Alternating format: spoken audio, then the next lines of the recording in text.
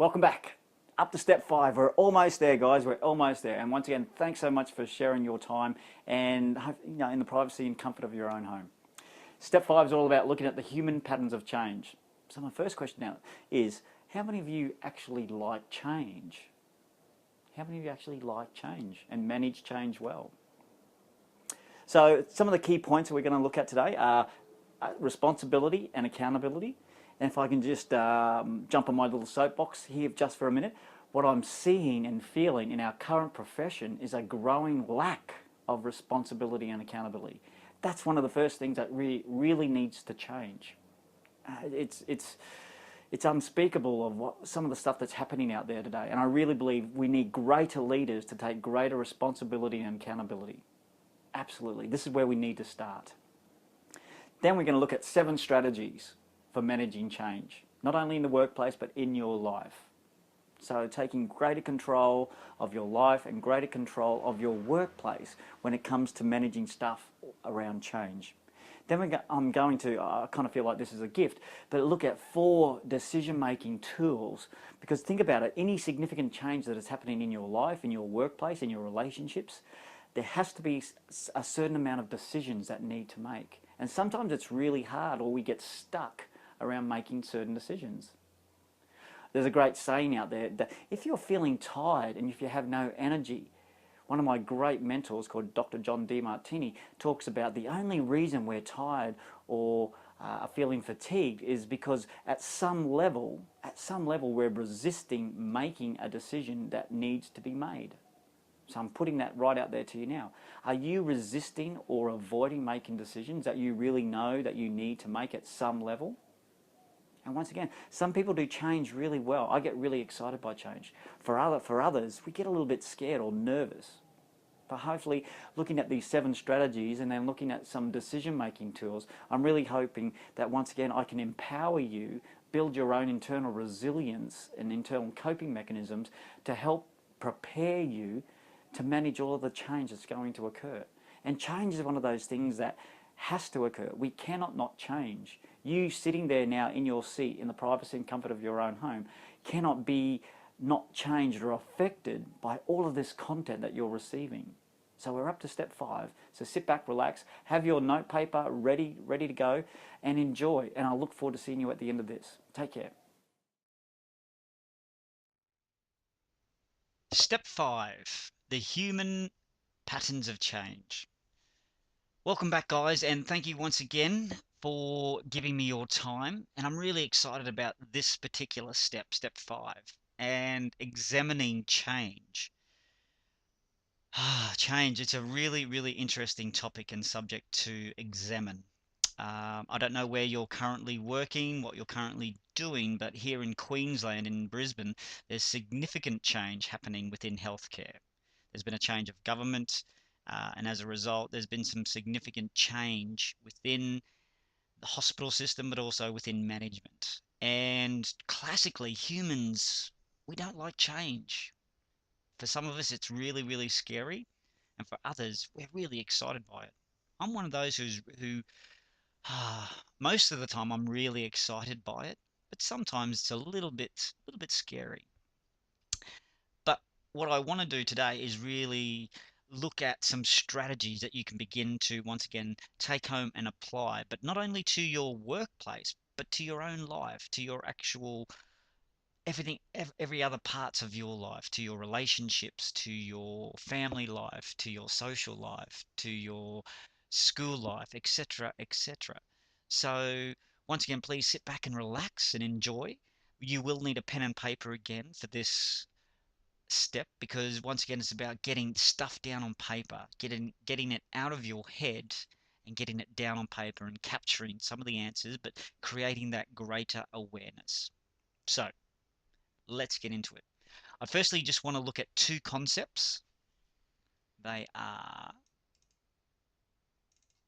accountability, actually, and the other one is responsibility. And what I see and what I feel when I'm working as a clinical facilitator or as a agency nurse in my other various roles, there seems to be a growing lack of accountability and responsibility.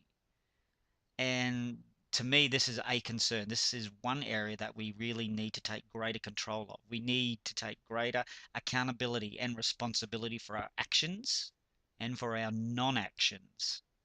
And it really needs strong leadership to really drive some of this stuff. And once again, for change to be really successful, you need great leaders. And to be truly, truly honest, and it also actually saddens me a bit, I haven't seen many great nursing leaders in my time. And I've been nursing for over 20 years now. And I know I've role modeled some of my clinical nurses, some of my nurse unit managers, because I felt they were great leaders. But we need more great leaders. We need many, many more great leaders to drive this. Because if you think about it, we make up over 60% of the healthcare industry. We need to have a greater and stronger voice. We need to be more accountable, and we need to be more responsible, and particularly around the areas of change, because healthcare is a dynamic, changing environment. Very dynamic. But let's just have a look at two definitions of accountability. It is a concept in ethics and governance with several meanings. It is often used synonymously with concepts such as responsibility, answerability, blameworthiness, liability. Accountability is the acknowledgement and assumption of responsibility for actions, products, decisions, and policies, including the administration, governance, and implementations within the scope of the role of employment position, and encompassing the obligations to report, explain, and be answerable for resulting consequences. Once again, if I can just break it down a little bit further, it's about being accountable and responsible for your actions and for your non-actions. And once again, we don't often hear that term, non-actions, but it's something to consider. Responsibility. Responsibility, some definitions here. It's the state or position of being responsible, a person or thing for which one is responsible, the ability or authority to act or decide on one's own without supervision, a duty or obligation to satisfy, perform, or complete a task that must be fulfilled, and which has consequent penalties for failure. Once again, I think we all know what responsibilities means. We all have to be responsible in all of the areas of our life. Once again, the great saying, which I've mentioned previously, you either pay attention or you pay with pain. It can be simply that pain could be substituted for responsibility. You either take responsibility for your actions or you take the consequences. You become more responsible for your health, you have greater health. You become more responsible and accountable for your relationships, you have better relationships. You become more responsible and accountable to your finances, you manage money better. It makes a lot of sense, guys. It makes a lot of sense. I'm not going to harp too much more on that. Once again, it's my belief, my perception, what I've seen, what I've felt, and I'm very happy to be proven wrong. In the current environment in Queensland, in Brisbane, in southeast Queensland, what I've seen and felt has been a growing lack of responsibility and accountability within healthcare. And it's through actions and non-actions. And I think this is the very first starting point that we need to really look at. And we need to produce those quality leaders. The next three things I just want to also briefly discuss and have a discussion about is three coaching principles. I come from a coaching background, which I started in 2007, and I love coaching people. I love getting the best out of people. And I love coaching my children because my children are my precious resources. And our nurses are our precious resources. And they need to be coached, they need to be managed, and their strengths need to be focused on, not their weaknesses. We need to focus on people's strengths. And if they're great leaders, we need to invest in our leaders to change this health system. So here are the three principles. The first one goes like this. Cause and effect. Not what you may think cause and effect is, but just have a look at this. Cause. What we mean, particularly in our coaching environment, living at cause is about taking full responsibility for everything that happens in your life, all the good and all the bad, and believing at some level you created it through your thinking. Now, it's a really big concept. Because I'm such a quick learner, this concept really took me about nearly 2 years for it to really sink in and for me to truly understand it. And then to also take it on. I've almost taken it on as a belief system because I truly believe if I take great responsibility for everything that happens in my life, then there's no one else to blame. And therefore, if I'm producing bad results, I can't look outside of myself. I have to look inside myself and look at, okay, so what's in me? What has to change in me to produce a better result? And the same thing goes if I'm producing great results, I want to take full responsibility as with that as well. But I truly believe our thinking, which is incredibly powerful, our internal self-talk, that little voice, Buddhism calls it the mad monkey. If we can take greater control of that, which we can through meditation, developing that habit of meditation, we can then produce amazing results. Now, I'll keep going because once again, I get quite passionate about this area. The next part to the cause is the effect. So people who are living that effect, we say they have a lot of stories and excuses for why things aren't or are not happening in their life. They're always looking outside of themselves. It's never their fault. It's always someone else's fault. And once again, we spoke about this briefly in the performance model and in a previous step, victim behavior. Victim behavior is at its extreme. But think about those people who are close to you, colleagues, family, friends. Those people have all these stories and excuses for why they can't be fitter, why they can't be happier, why they can't lose the weight, why they can't have better relationships, why they can't have better finances. They have all these stories and excuses. My suggestion to you is to really challenge them and say, well, what are you doing or what are you not doing to change those circumstances around you? And this stuff, particularly this step, I'm going to be extremely challenging. I really want to push all of you to your limits of thinking and what you think you know and what you think you don't know and the current space that you're living in. But with the intention of love and compassion and bringing the best out of you. Because I think that's what coaches do. They bring out the best in that person. They bring out the best in that person. They identify together their strengths and they build on their strengths. If there are weaknesses that are identified, we'll deal with that. But there's a great saying, if you focus on your weaknesses, or you have, and once again, schooling can learn a lot from this. If you focus on a weakness, in the long run, you get a really strong weakness. You don't really grow and blossom and develop. But if you focus on a strength, the world just opens itself up to you and you can take greater responsibility, greater accountability, and produce some amazing results. But this first principle, cause and effect, is an incredibly powerful one. And it can be a challenging one for people to look at, to think, how can my thoughts, how can my thinking produce my reality? That's what I'm telling you. Listen, yeah, I almost went in a different direction. I'll come back.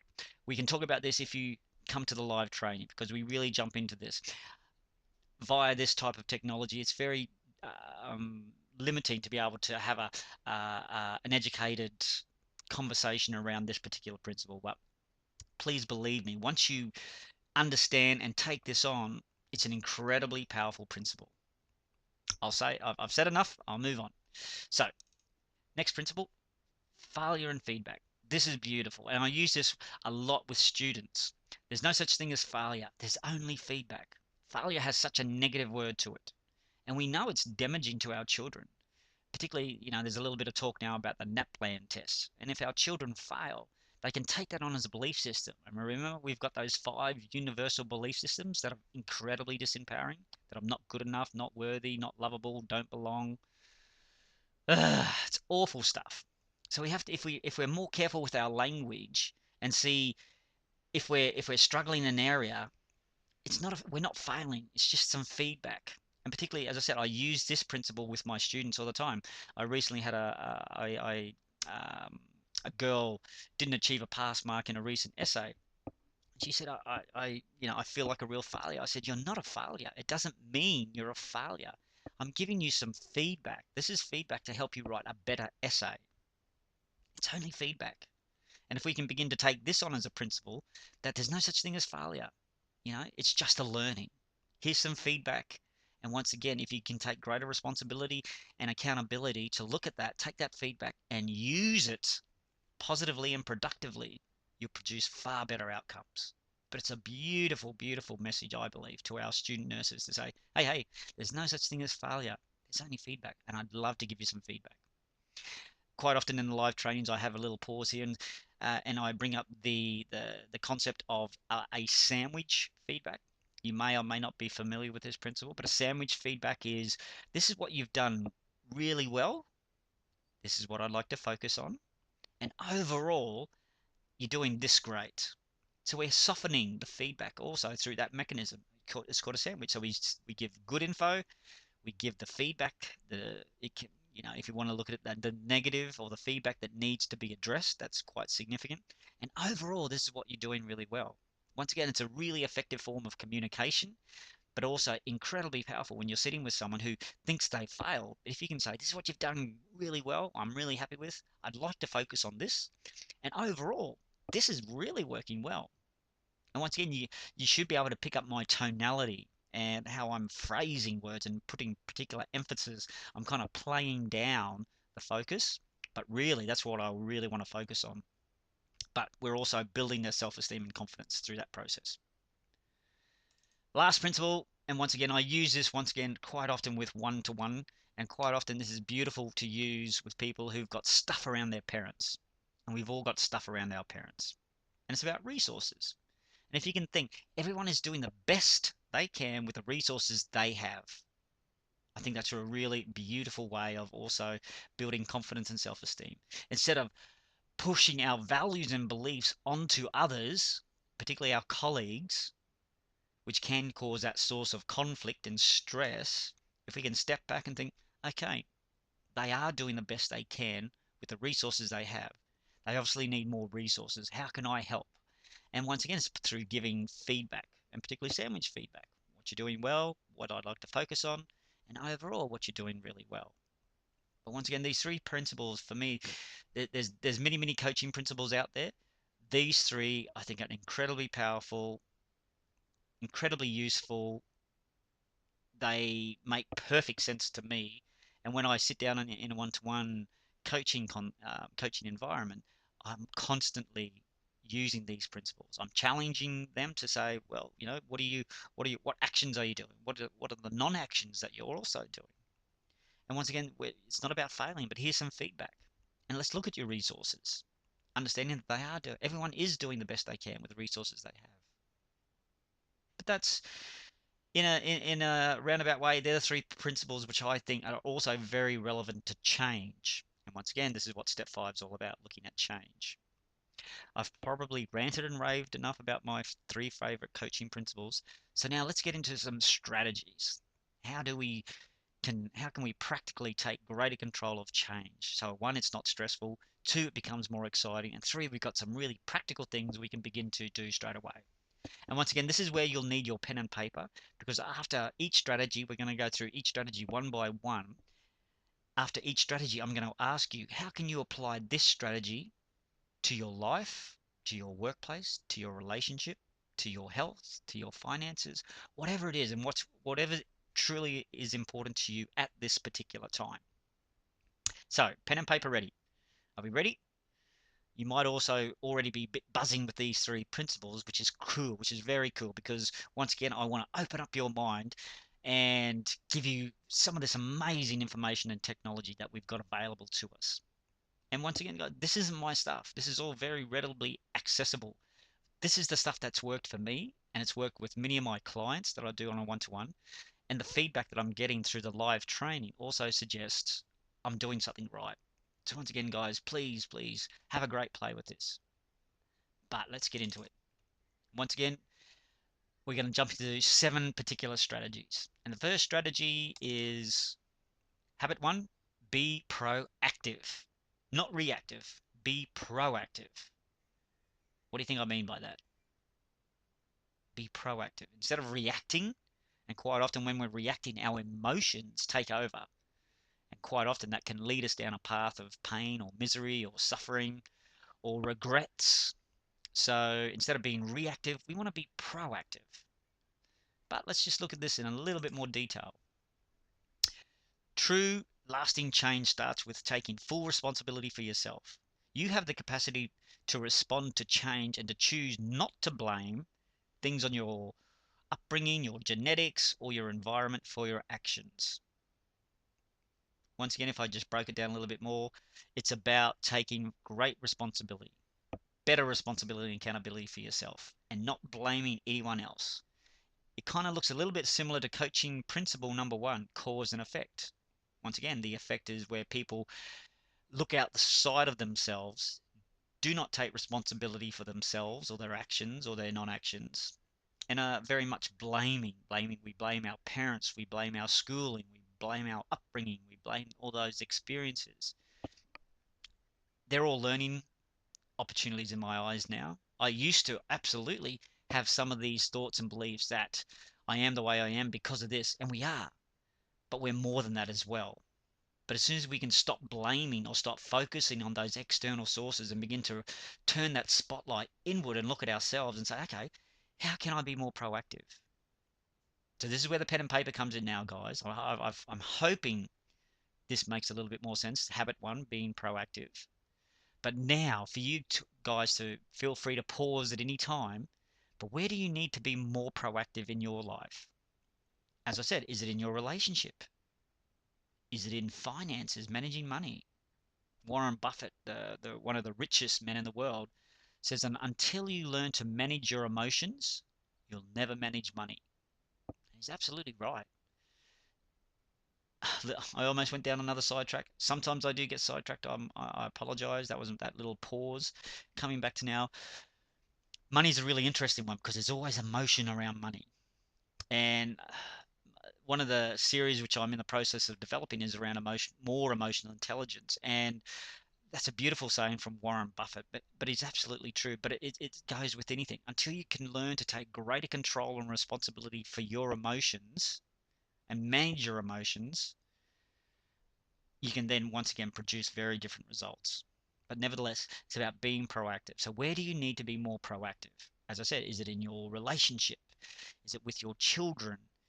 Is it with your finances? Is it with your work? Wherever it is, but where do you need to be more proactive? I know I need to be more proactive in my health. I need to be more proactive in my reading. Sometimes I get a little bit lazy. I need to be more proactive with my relationships. And once again, there's the saying which I just mentioned earlier: you either pay with pain or you either pay attention. I'm sorry, you either pay attention or you pay with pain. This is the same concept, guys. You either be proactive, take responsibility, forget about blaming, and look at where can you be more proactive and take greater control of your life. But once again, guys, please write down where can you be more proactive in your life in all those different areas. And it's going to be different for every one of you. But where do you currently need to be more proactive? All right. Habit two, begin with the end in mind. Begin with the end in mind. What do you think that actually means? Begin with the end in mind. Life is full of distractions, so you need to be clear on what you want, and particularly what you want the end result to be. Create a personal mission statement to remind you what's important in the big picture of your life. Instead of getting caught up in all the day-to-day chaos, this allows you to step back and guide you on the, the choices and the decisions you make. Actually, there's a spelling mistake there. It's okay. And after all, if you don't figure out what you value the most, someone else will do it for you. Once again, I'll just break this down a little bit more. So, once again, we have such a busy life. You think about all the different roles that you play. How busy is your current life? For me, I have various roles. I have a business role. I have a father role. I have a sibling role. I have a husband role. I have a school role. I have all these different roles. And once again, outside of that, we've got all this technology that's constantly bombarding us. We can't get away from the mobile phone or the internet or whatever our other technology it is. And we get so distracted so easily and we get taken away from what truly is important to us. And you notice the word value there again. What is most valuable or important to us? Once again, if you reflect back to our step 3, which was values and beliefs, values are those things that are incredibly important to us. And we need to give them more attention. Otherwise, we'll end up with a values conflict. And the values conflict comes out in an emotion. And the emotion is a gut feeling where we feel physically sick or something. We have a very bad physical feeling or reaction. And all that means we're doing something against our values. So once again, this habit, all it's asking you to do is begin within in mind. How do you want your life to be? That's the question. How do you want your life to be? I often suggest to wards when I'm working with wards that they need to create a mission statement for their wards. So how do you want your ward to be? Do you want it to be one of fun, laughter? Why can't it be? Why can't a ward have a lot of fun, a lot of laughter? We know that both of those concepts are incredibly powerful to be able to laugh and to be able to share, but also to create a mission statement. How do you want the ward to function? What do you want the ward to be known for? Do you want the ward to be known for its great teamwork, that great patient outcomes, that it's got low infection rates, that it's productive, it keeps to budget, whatever it is for you, and also your ward if you want to take it to that level. But also, what about making a mission statement for your life? I've got one. I know how I want my life to be. I want to create a lifestyle. I want to work around my children because my children are one of my top values. So I want to do work where I can see my children as often as I can and be with them and coach them and love them and give them everything they need so they can grow up and be truly magnificent people with very minimal limiting beliefs about themselves and what they can and can't do. But for you, why can't you write a mission statement about how do you want to live the rest of your life? I want to be able to empower nurses. I want to be able to change the culture of nursing. And I want to be travel the world if I can get that also and take my children with me and to speak to other nurses throughout the world to give them some of this knowledge and skill and power. So once again they can begin to address their own cultural needs for change. What else do I want in my mission statement? I want to be healthy. I want to be vibrant. I want to have great relationships with people around me. I have a very close network of friends, and I want that to grow and develop even more. I'm very grateful for what I do have in my life, but my mission statement helps keep me on track. And it doesn't have to be overly wordy. It's just this is what I want. And how do you want it? Because once again, as it says, if you don't take control of what you want in your life, someone else will. And that's absolutely correct. So this is your opportunity, guys. Begin with the end in mind. And once again, if you need to stop or pause this video now, please do. And write down or begin to write down your mission statement. How do you want to live your life? Who do you want to be around? Who do you want to be in it? What do you want to do? Do you want to travel? Do you want to go up the scale? Do you want to develop nurses yourself? What is it that you want to do, guys? And write it down, please. Please write it down. Get it out of your head and onto paper. As soon as it's on paper, it becomes more real. Because remember, our thoughts are really based in our imagination, and that can be distorted. But if we can get it down on paper, it becomes more real. It's the same with the concept of goal making. It's great to have all these goals, but if they're in your head, in your imagination, they're going to be harder to achieve or produce. But if you can put your goals on paper and make it real, the imagination then knows, this is what I want. All right. So I hope this is getting clearer, but begin with the end in mind. Write a personal mission statement. Or, as I said, take it to the next level. Go to your workplace. Get a mission statement in your work and get everyone from the managers down to the cleaners to everyone involved who works in that ward or that workplace to have input into the mission statement. How do they want the ward to be? What do they want it to look like? How do they want it to feel when someone walks in there? How do they want that person to experience that? How do they want their patients?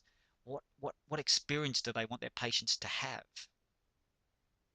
So I'm hoping this gives you some stuff to think about. Once again, really practical, basic stuff, but you can also apply it to your life. So go ahead, I challenge you, write down your own personal mission statement. How do you want to live your life? All right. Step 3, put first things first. Spend time doing things that are most important to you within your mission.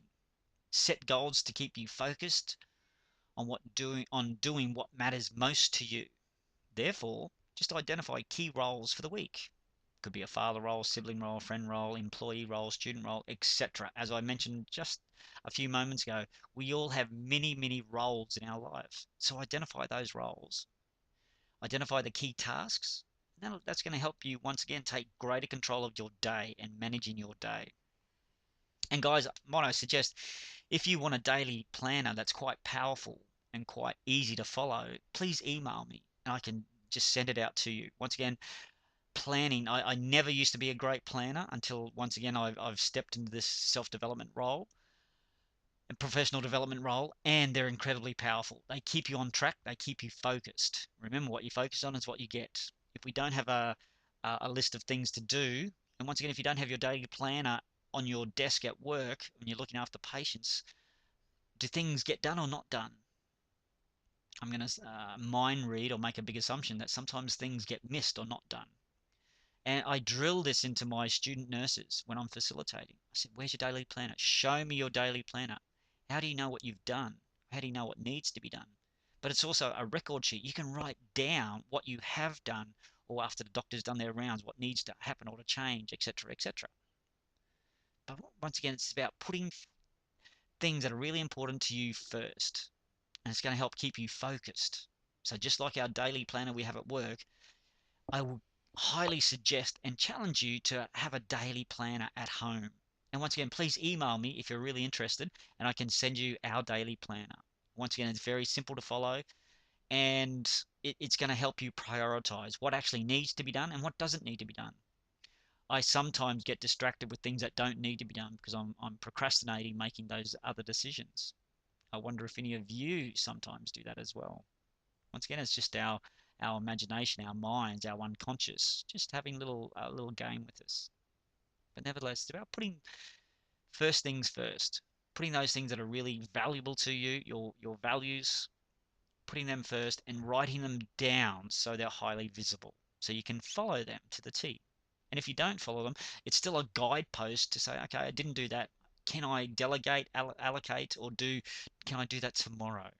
Once again, these are just habits, concepts that you can take away and, as I said, begin to apply to your own personal life, but as well as your own workplace life. Once again, maybe I'm starting to develop one of these at home now because we've got 4 children, things are getting busy. So writing down a weekly planner, what's happening on each day so we can coordinate school drop off, pick up, other activities. Once again, very, very handy. I think I've said enough. But once again, please, if you'd like a personalized planner, daily planner, just email me. The details are in the website. Habit 4, think win-win. Good old Charlie. What an interesting roller coaster he's had. What does that mean? With so many things constantly changing, it can be difficult to keep up with everything.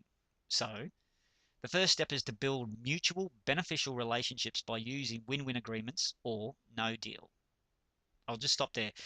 To me, this is a great concept. When I'm doing business, when I'm facilitating, when I'm in the context of my relationship with my children and with my wife, I'm constantly looking for win-win scenarios. As I mentioned previously, my wife's an introvert, so she loses energy, physical and emotional energy when she's with people. Doesn't mean she can't socialize, just means she loses energy. And with 4 kids, how much time do you think she actually gets to by herself? So introverts need to be by themselves. So if you've been wondering, am I introverted or extroverted? This is a great time to have a think about it. The example I just want to share with you, because my wife is an introvert, she needs time alone to re-energize. So my win-win, by giving her the very first thing in the morning to be able to go for a run, have that time where she can feel more energized, feel better about herself, and come home and be a little bit happier. She can then give me my allocated time, which I need for meditation. So she goes for a run anywhere between 5 and 6 in the morning, and then I get my opportunity sometime somewhere between 7 and 7:30 to do my half hour of meditation. To me, that's a win-win. If I didn't give her that, I may not get my time. So that's in the context of a relationship. When I'm looking at growing my business, I'm thinking, well, how can I help someone grow their business? And in turn, they can help me grow my business. Win-win. I'll just keep reading a little bit more. This is the first step in building trust with others. Within an organization, it may be more difficult since it can be competitive. And this has been another element that I've actually witnessed within nursing. There seems to be an increase in competitiveness with regards to nurses. Really interesting. I can't quite understand it at present, but there seems to be a rush to go up the levels of nursing quickly so you can have less patient contact. And to me, I went into nursing to have that patient contact, to be with that person or that family, not to actually step out of that role and do more paperwork. Interesting. I'll get back to reading. Seek out ways to reward winners and achievers and create a non-competitive internal culture. For instance, in a ward unit department, instead of having a winner takes all, create a team goal and a reward that will benefit everybody. And once again, it doesn't have to be a massive, complicated, complex system at all. One of the one of my colleagues who works in the background with me used to be a ward manager in a private hospital, a very large private hospital, and a large cardiac ward. And his way of rewarding his staff on the early shift was just to go and buy everyone a cup of coffee and actually talk to them and to spend time with each of them. Say, how are you going? How's your day? How's things at home? How are the children? And to me, building those relationships by doing that, by walking around the ward, if he saw rubbish on the ward, he'd pick it up, put it in the bin. And he said he'd often have staff comment, said, why are you doing that? That's the cleaner's job. He said, it's just rubbish. It's right there in front of me, in front of us.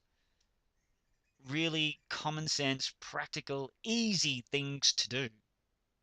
But once again, sometimes we forget about it. So once again, when you're in relationships, think win-win. Think win-win, guys. What do you need to let go of so that you can win? And that's another way to think about it. If you're in the context of a relationship, if there are buttons being pushed, what do you and you, if you want to do something or achieve something or whatever it is inside that relationship, maybe you need to let go of something in order to win the greater good or the greater thing that you're actually after. It's not about manipulating. There has to be a win-win on both sides. And once again, business can learn a lot from this. Nursing could learn a lot from this. But once again, it's about getting and working with others, developing relationships, trusting relationships. In an upcoming series, I'm going to talk about rapport. We always talk about this thing called rapport building. I have not found one person who can truly understand the definition of what true rapport is, and it's about building trusted relationships. But once again, I'll get deviated if I go down that path. We're currently just thinking of habit 4, win-win. So once again, in the context of your own life, your relationships, your children. Once again, I'll use this with my children, knowing I have to sometimes negotiate with them to get their homework done, or to eat their dinner, or to go to bed on time. So once again, if I can develop a win-win situation where if I give them this, they'll then give me that. So they win and I win. So this is once again a great concept, a great habit to really put into your life. But I said it can be any part of your life to do with health. Maybe if you give your partner A, then you can have B, which means you can focus more on your health. I don't know what it is for you, but just begin to think about where can I create better relationships that are going to produce more win-win results so that everybody wins. Once again, as I said, the simple concept of my friend who works in the background with me as a manager, his reward was to once again really celebrate birthdays, celebrate achievements from the ward if they came in under budget, to buy people a cup of coffee, and to actually spend time with each person and really try to find out more about that person, that staff member, so they feel valued, so they feel better about themselves, that they're not just a number on the ward. I've been to some wards when I've been doing agency, the staff don't talk to me. There's this underlying hostility. I'm just thinking, where does this come from? We're in a caring profession. Where does it come from? But win-win, guys. Win-win. Think win-win. Habit 5. Seek first to understand, then to be understood. A cute little boy. So it's very easy to have misunderstandings in our fast-paced, face-past. Another spelling mistake. My apologies. So taking time to understand the other person's or person first and then try to be understood will result in fewer misunderstandings. This is one of the most important habits when dealing with other people. Active listening doesn't mean just being able to recite the words, but rather listening for both the meaning and their feeling. You listen with your heart and try to take on the other person's perspective. This, to me, makes so much common sense.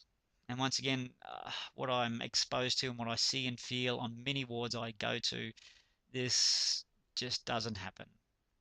What we hear, we then misinterpret, misunderstand, which then causes or leads to conflict and or stress. We need to slow down. We need to listen to the person who is actually talking to us, not having that conversation whilst we're on the mobile phone or in front of a computer screen. How many times have you been in front of a computer screen and someone's talking to you, asking you to do something else, another task? Can you go look after patient A? Can you go clean the pan room? Can you go and take the catheter out of patient B? People, if I can really, really stress this, we need to take our time and listen to that person. We need to listen to our colleagues. We need to listen to our patients. We need to listen to their families and truly try to step into their shoes. One of the very first things I did when I went or started nursing was I used to put myself in their shoes and think, well, how would I like to be treated? Once again, a really powerful concept. How would you like to be treated as a patient? What experience do you want to have in hospital? If you ever have to go to hospital, what experience do you want to have? I know if for me, my children have to go to hospital, I'm going to be a very proactive parent. I want the doctors and nurses to listen to me, and I want to listen to them as well. So we both have a clear understanding of what the plan is, what the action plan is. But once again, the other thing I'd like to briefly mention or bring up here is the dangers of email and texting and how easily emails and texts can be misunderstood, therefore leading to conflict and stress. Have any of you ever had that experience where a simple text or a simple email has been distorted, misinterpreted, misread, and has led to conflict and stress? I have. What about you? So once again, I'd like you just to reflect here as well as getting ready to write down. But have you had those circumstances where you felt you or thought you heard something and it actually turned out to be incorrect, or you misunderstood what the conversation was about? So once again, it's about listening intently, but also trying to step into that other person's shoes and actually feel what they're actually saying. Once again, I'm going to be talking more and more about emotional intelligence because this is really part one of the emotional intelligence that I want to develop more and more into nurses. And also with regards to active listening, one of the techniques, once again, a really powerful technique that we can do, or I kind of role play inside the live training, is when you're listening to that person and they're standing in front of you, begin to actually say their words in your head and take it on, and then also begin to feel what emotion is coming through in that communication. But if you're saying their words in your head, not out loud, just in your head, you're both going to be and feel much, much more connected, very much more connected by repeating those words and by the science behind it. If you're repeating someone's words or someone's dialogue or someone's communication who is in front of you, you're then blocking your own self-talk. Because quite often, and I gave some feedback to one of my friends the other day. He was answering my questions before me finishing my sentence, and it happened quite a few times. So I said, "Do you know By doing that, you're actually making me feel not valued. I'll say that again. He was finishing my sentences or answering my sentences in our communication before I'd had actually finished my sentence that I was trying to communicate to him. He was really cutting me off. And that made me feel not valued, that I wasn't being heard or listened to. And I had that yucky feeling. So I said it, I took him away privately. I said, do you know or are you aware you're doing this behavior? He goes, sometimes I am, sometimes not. I said, great. All I want you to be aware of, because how it's making me feel is that you're not valuing my conversation. You're not valuing what I have to say. Does that make sense? So we need to really, all of us, I'm still, from time to time can catch myself not actively listening to the person in front of me. So that little technique, repeating their words in your internal dialogue, thereby blocking your own self-talk from interfering, that way both of you will feel much more closer, much more engaged. Think about when you were first in love and you were having that conversation face to face, having probably many of those conversations. You didn't hear anything else around you, did you? You're completely absorbed in that moment. You heard everything that person was saying. You felt everything that person was saying. You were really, really connected. That's actually a really deep level of rapport. Your body language would have been matching and mirroring that person beautifully. And your active listening would have been spot on. And you both would have been so intensely engaged in conversation. The rest of the world didn't even exist. It was a complete blur. And it was very quiet. And you couldn't hear any other distractions. All you could hear was that conversation with that person who you had a great connection with. I've probably spoken enough about habit 5. I hope that makes sense. I hope that technique will be useful to you in the future now, about, once again, repeating the words that you're hearing, and you can be doing that right now, practicing what I'm saying. Say that in your own voice, in your own head, thereby blocking your own dialogue and not racing ahead into the future. Anyway, habit 5, guys. I hope that makes sense. But where can you apply this, guys? Once again, do you need to listen more inside the context of your relationship? Do you need to listen more to your children? Our children love attention. Let's not take Let's not beat around the bush with that. They love attention for a purpose. They need to feel loved and supported, particularly in that imprint period, 0 to 7. If we don't listen to them, we can't truly understand them. And they're little people, usually with big voices, trying to get a message across. And sometimes we cut them off thinking we know best because we're older. Just please be patient and step back, listen to them, try to understand them, and try to feel what they're trying to communicate. But also in our work, I know doctors are challenging and some colleagues are challenging with their communication style. But if we can actively turn on our listening ears and really begin to feel what they're trying to communicate, that's the very first start. Habit 6, synergy. I love this one as well, guys. To me, everything's about synergy. When relationships gain and develop trust, you are then able to build upon that. At this point, you will be able to value people's differences and turn them into unique strengths. Through understanding, you will be able to solve problems that you previously were not able to solve on your own. The analogy used is 1 plus 1 equals 11, not 2. The sum is greater than the parts. To me, my take on this synergy is no one can do it by themselves. No one can do it by themselves. We need people. We need support people. I can't do this, what I'm doing right now, delivering the 7 steps in an online method of communication or education. So I've got people behind me who are now going to edit this. They're going to make it pretty. They're going to then upload it onto the internet. Stuff I don't know. Stuff I really don't want to know, because it doesn't excite me that well.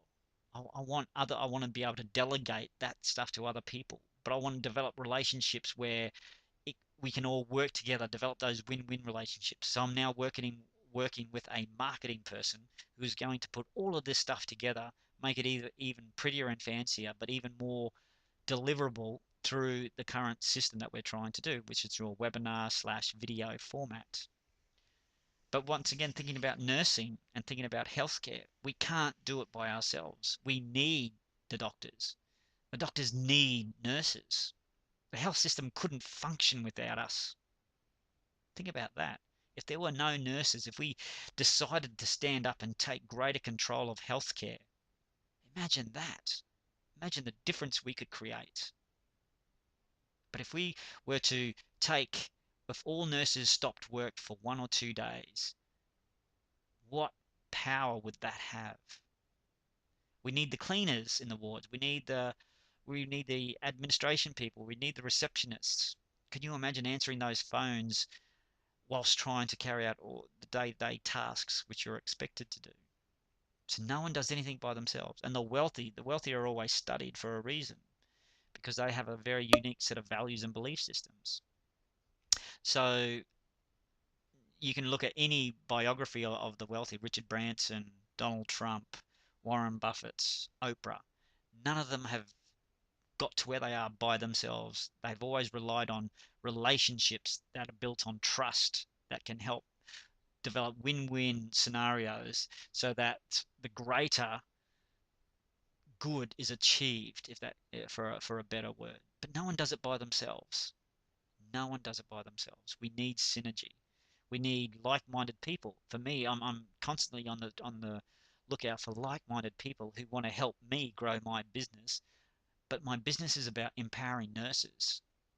So I'm wanting constantly to attract nurses who really get what I'm talking about, who want to also make a difference in nursing and take this message out there and really begin to empower nurses to take greater control of themselves, to have greater responsibility, take greater accountability.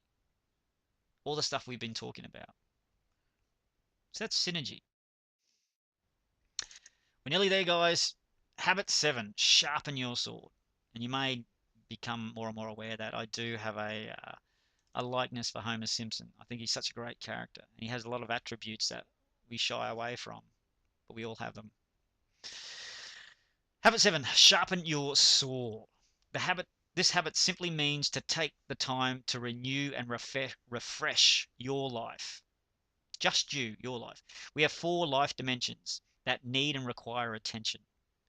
They are the physical, the mental, the social, and the spiritual parts of us. Therefore, find and dedicate time to renew and refresh yourself in all 4 areas of your life. And once again, this has been one of my strongest messages that I'm trying to really have the greatest impact on you. You need to take greater care of you. If you don't take care of you, who is going to look after you if you do get run down and sick? You know, seriously, guys, we all need to stop. Look at our physical health, our mental health, which is very underrated, our social health, and our spiritual health. Once again, for me, it's simple. I need to do more physical activity. I need to stretch more. I'm getting into yoga, and I'm really liking it.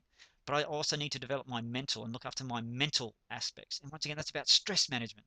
And as we've already looked at in step 2 and 3, meditation is the #1 stress buster.